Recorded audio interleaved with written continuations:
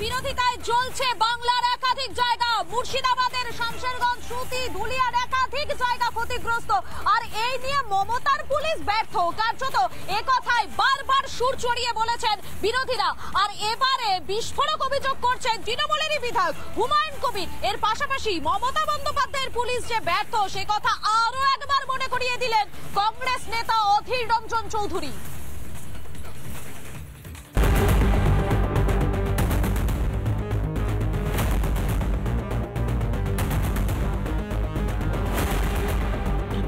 আর 163 লাগু করে দিলাম, মাইকে ডিক্লেয়ার করে দিলাম, আর নেট বন্ধ করে দিলাম, যে সমস্যার সমাধান কিন্তু হচ্ছে না। তো ভয়ঙ্কর পরিস্থিতি দিকে যাচ্ছে বাংলাদেশের সঙ্গে সীমান্ত। আমাদের সেই এলাকায় উত্তেজনা বাড়া মানে আমাদের কারোর জন্য ভালো নয়।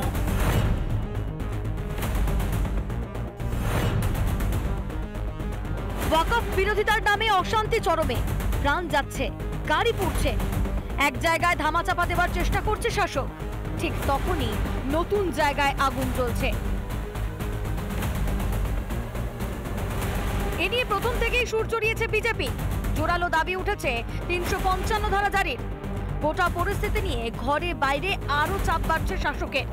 মমতার প্রশাসন যে পরিস্থিতি সামলাতে পুরোপুরি ব্যর্থ তা বুঝিয়ে দিয়েছেন তৃণমূলেরই বিধায়ক হুমায়ুন কবির। নেট বন্ধ করে দিয়ে কিন্তু কোনো সমাধান নেই, বা সাধারণ মানুষের যে ক্ষোভ সেটা প্রশমিত হবে না, আরো ক্ষোভের সঞ্চার হচ্ছে, আরো বেশি ক্ষোভ বাড়ছে। অগ্নিগর্ভ, ধুলিয়ান, সুতি, মরছে মানুষ, দেখছে পুলিশ। অবস্থা এমন যে কোন পথে নিয়ন্ত্রণ সে বিষয়ে প্রশাসনকে জ্ঞান দিতে হচ্ছে তৃণমূলের নেতাকে। যেসব যানবাহন ব্যবহার করছে সেখানে রুকুক না, সেখানে তাদের কাটকাক, সেখানে তাদের ব্যারিকেড করে রিটার্ন পাঠাক, তাহলে তো এইভাবে লোকটা জমায়েত হতে পারবে। ঘরের হুমায়ুন বিস্ফোরক। একই দিনে পুলিশকে নিশানা কংগ্রেসের অধীর চৌধুরীরও। তিনি দাবি জানিয়েছেন সর্বদল বৈঠকে। পশ্চিমবঙ্গের পুলিশকে আমার প্রশ্ন, যে মশা মারতে কেন কামান দেখা হচ্ছে? সাধারণ কতগুলো উত্তেজনা, সেই উত্তেজনাকে থামানোর জন্য পুলিশ নিজেকে যথেষ্ট মনে করতে পারছে না কেন? পশ্চিমবঙ্গের প্রশাসনকে বলবো এখনই সর্বদলীয় বৈঠক ডাকা হোক। বিরোধীরা তো নিন্দার সরব ছিলই, এবার তৃণমূলের ঘর থেকে উঠছে সমালোচনার ঝড়। আরো প্রকট হচ্ছে মমতার পুলিশ প্রশাসনের অপদার্থতা। এতে 26-এর ভোটের আগে রীতিমতো চাপ বাড়ছে শাসকের। রিপাবলিক বাংলা।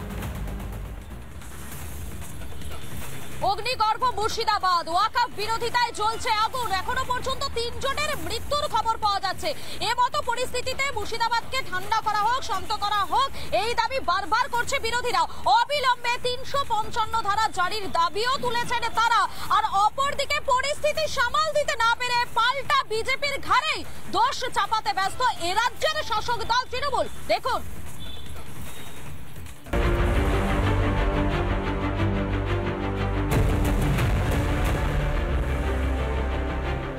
ওয়াকফ আইনের বিরোধিতা, অগ্নিগর্ভ, মুর্শিদাবাদের একাধিক জায়গা।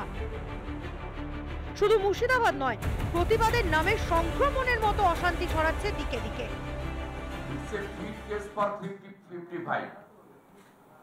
অবিলম্বে সুতি, জঙ্গিপুর, শামশেরগঞ্জ, ধুলিয়ান এই থানাগুলোতে 355 করে দেওয়া। এদিন শুভেন্দুকে সমর্থন করেই সুর চড়ান বঙ্গের বিজেপি ব্রিগেডের প্রধান সেনাপতি। অমিত শাহের সঙ্গেও কথা বলার দাবি কেন্দ্রীয় শিক্ষা প্রতিমন্ত্রীর। এই জন্য আমরা রাষ্ট্রপতি শাসন চাইবো। যদি এই রাজ্য সরকার যদি শাসন ব্যবস্থা চালাতে না পারে তো 356 তো এমনি মামা বাড়ির জন্য রাখা হয়নি। আমি তো প্রথমে বলবো যে মুখ্যমন্ত্রীকে আমি আহ্বান জানাবো যে আপনি সাথে হোম মিনিস্টারের সাথে কথা বলুন, বলিয়ে প্যারামিলিটারি ফোর্স নামান হলো 2 ঘন্টার মধ্যে সব বন্ধ হবে। জ্বলছে বাংলা, শুধু রাজনৈতিক মহলই নয়, উদ্বিগ্ন বাংলার সাধু সন্তরাও। মালদা, মুর্শিদাবাদকে কেন্দ্রশাসিত অঞ্চল করার দাবিতে কেন্দ্রকে চিঠি দিচ্ছেন ভারত সেবাশ্রম সংঘের বেলডাঙ্গা শাখার প্রধান। আজকে অমিত শাহের কাছে আমি ফোনে কথা বলবো পিএর সঙ্গে, যে কেন্দ্রীয় সরকারের আওতায় আনার জন্য। পশ্চিমবঙ্গ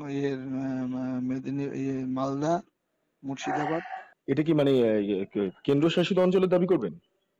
তাছাড়া উপায় নেই, এখন তো ইমিডিয়েট করতে হবে। প্রশাসন, পুলিশ কি হয়ে গেছে।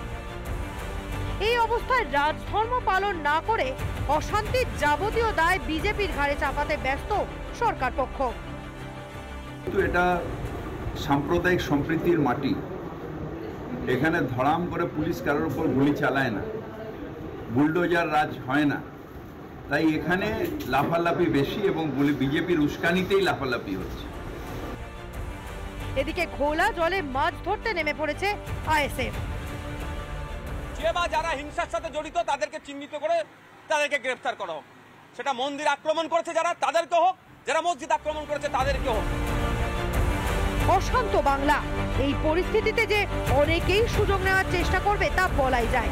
প্রশাসনিক প্রধান নীরব হলেও কড়া বার্তা এসেছে রাজ্যের সাংবিধানিক প্রধানের তরফে।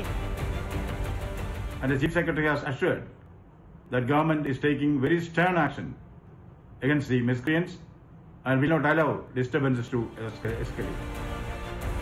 বাংলা জ্বলছে, কোথায় রাজধর্ম? উল্টে দায় ঠেলার খেলায় মেতেছে শাসক। এই পরিস্থিতিতে জোরালো হচ্ছে ৩৫৫ দাবি, যা ২৬-এর বিধানসভা ভোটের আগে তৃণমূলের কাছে লজ্জার প্রমাণ হয়ে যাচ্ছে শান্তিপূর্ণভাবে রাজ্য চালাতে ব্যর্থ শাসক। রিপাবলিক বাংলা। নানা ধরনের কন্টেন্ট দেখার জন্য লাইক করুন, শেয়ার করুন আমাদের ফেসবুক পেজ, সাবস্ক্রাইব করুন আমাদের ইউটিউব চ্যানেল। পাশাপাশি অন্যান্য ব্রেকিং নিউজের জন্য অবশ্যই চোখ রাখুন রিপাবলিক বাংলায়।